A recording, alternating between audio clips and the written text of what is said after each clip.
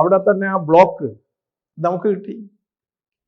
അപ്പം ഞാൻ പറയുന്നത് അതുപോലെ തന്നെ കാഞ്ഞിരംകുളം ജില്ലാ ഡിവിഷൻ, കാഞ്ഞിരംകുളത്ത് അറിയാമല്ലോ, ആ അവിടെയൊക്കെ അറിയുമായിരിക്കുമല്ലോ. അല്ല, ഈ തെക്കൻ തിരുവിതാംകൂറിലേക്ക് വരുമ്പോൾ ഈ നമുക്കറിയാം ക്രിസ്ത്യൻ നാടാർ അല്ലേ, ഹിന്ദു നാടാറുണ്ട്. ഇവരുടെ വോട്ട് പലപ്പോഴും കിട്ടാൻ പ്രയാസമാണ് എന്ന്. കാരണം അവർ പ്രത്യേകിച്ച് അത് വളരെ ഒരു ജാതി സ്പിരിറ്റ് തന്നെ വെച്ച് പുലർത്തുമായിരുന്നു ഒരു കാലത്ത്. നമുക്കറിയാം പണ്ട് നീലലോഹിതദാസൻ നാടാർ പാർലമെന്റിലേക്ക് മത്സരിക്കുമ്പോൾ ഈ കാഞ്ഞിരംകുളം, നെയ്യാറ്റിൻകര, ബാലരാമപുരം ഭാഗത്ത് ചുവരെഴുത്ത് നീലലോഹിതദാസൻ നാടാരെ വിജയിപ്പിക്കുക, തിരുവനന്തപുരത്ത് നീലലോഹിതദാസനെ വിജയിപ്പിക്കുക എന്നുള്ളതാണ് കണ്ടിരുന്നത്. അല്ല, അതെ, അങ്ങനെ ഒരു ഉപകാരം ഉണ്ടായിരുന്നു.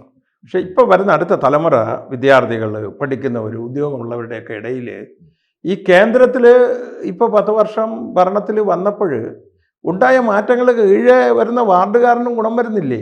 കൂടുതൽ വാർത്തകളും വിശേഷങ്ങളും നിങ്ങളിലേക്ക് എത്താൻ ABC മലയാളം സബ്സ്ക്രൈബ് ചെയ്യുക, ബെൽ ബട്ടണും അമർത്തുക.